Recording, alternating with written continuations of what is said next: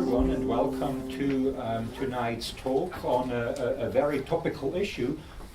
We are very pleased to have Clare Rewcastle-Brown with us tonight, who will be talking about one of the largest corruption scandals in Malaysia. Now, we are competing with an event on Southeast Asia down at LSE, so I'm very glad to see so many people actually have turned up. That's great, and also, of course, shows the interest in this topic. Now, let me just introduce the speaker quickly, and then we'll talk about the issue. Clare Rewcastle-Brown was born in Sarawak and has worked for many years as an investigative journalist who founded the Sarawak Report and then also Radio Free Sarawak in 2010. She has used these two outlets to disseminate her research, analysis and reportage on corruption and collusion and other political issues surrounding the destruction of Sarawak's rainforest, for instance, and how that has impacted the livelihoods of people in Sarawak. And then in 2015, basically was here in London and then reported on that corruption scandal that we are going to talk about today. Rewcastle-Brown was honored as a Fortune magazine 50 World's Greatest Leader in 2016, and the impact of Radio Free Sarawak was also highlighted when it won the International Press Institute's Free Media Pioneers Award in 2013, and then the Communications for Social Change Award in 2014. So we'll have an introduction and a talk for about 45 minutes, and then we'll have a Q&A. We have the room until 9 o'clock, so there's enough time for your questions and discussion. So please help me welcome Clare Rewcastle-Brown.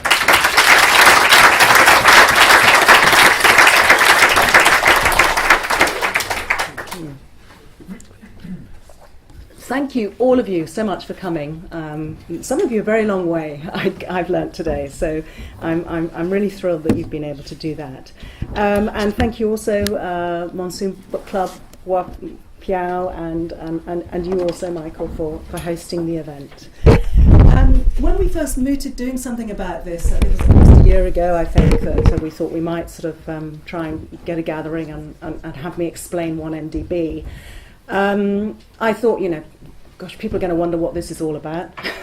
Of course, now we've got to this stage, and I'm worrying really that there's not going to be anything I'm going to be able to tell you didn't know already. So forgive me, I think I'll probably just avoid the number crunching. I know I've got a lot of people who know about Southeast Asian issues here, and you're all very informed and academic types. So I thought I would try and perhaps stick more to my role in the whole story, which has been as a reporter, and in a way make a plea for the role of reporting in these sorts of situations, because well, frankly, 1MDB had almost come and gone away. It was almost done and dusted before anyone knew about it, and when I started opening up the story. So there I am. There's me as a reporter, up a tree. Not just any old tree, that was a tree in Beverly Hills, Hollywood. And I was taking photographs of Riza Aziz's secret Hollywood mansion. I'd had fun that day. I'd posed as a parcel delivery lady, of which there are many well-spoken British parcel delivery ladies in Hollywood, I was told before I dared. And they absolutely corroborated that was Riza's address when I asked where I should deliver the parcel. So why was I doing this? What had got me stuck into this? That's the house, by the way. In fact, that was being ripped down. It had cost several million, and he was ripping it down and rebuilding it. And in the end, actually, I went inside and took photographs all around the house. And when I inevitably received the legal letters, which I did, I received two sets of complaints. One which was that I'd accused Riza Aziz, or the client, of owning a property he didn't. And the other was that I had invaded the privacy of his client by trespassing on his property. I had been alerted to this story in the Christmas, New Year of 2013-14, which was when this very expensive haram movie was launched. And someone had mentioned to me that the Prime Minister's wife of Malaysia had been shocking education officials by suggesting that school children in Malaysia should all be encouraged to watch this film as a warning against immoral lifestyles. And of course, very, very worried and concerned education officials. Well, it didn't take much Googling to work out that the reason for her enthusiasm was that her son was the producer of the movie. And it didn't take much more Googling before I noted that that he was being pretty much touted around Hollywood as he put it, having his skin in the movie. Reza is the second on the left, next to the chubby Chinese Malaysian who you can see on the extreme left, who is, of course, Joe Low, the fantastically wealthy, flamboyant financier. And what had struck me as I looked at all this promotional material was that Joe Low was in all the pictures. He was in all the launches, And when in early January, Leo DiCaprio went up to take his Golden Globe award, he thanked Joey and Reza for taking a risk on the movie.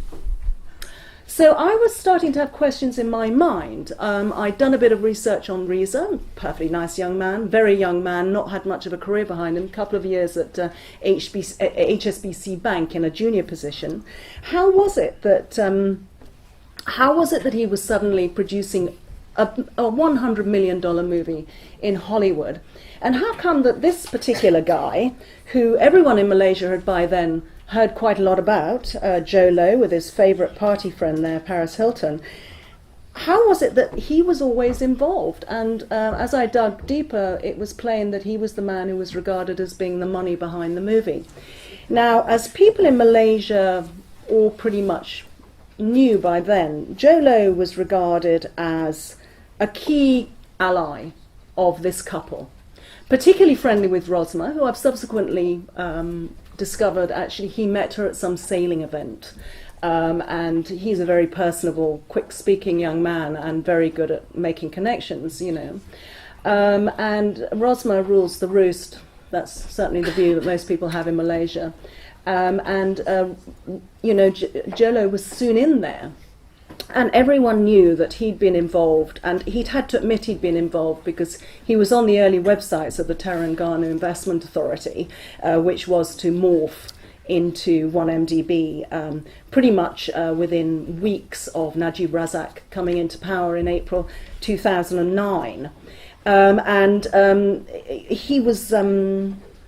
He was very well known as being involved, although he'd started denying it. So I'd started asking questions, really. How come? And how come also that Reza appeared to have so much personal wealth, not only with what turned out to be 2 secret Hollywood mansions, but one of the most expensive penthouses in New York as well.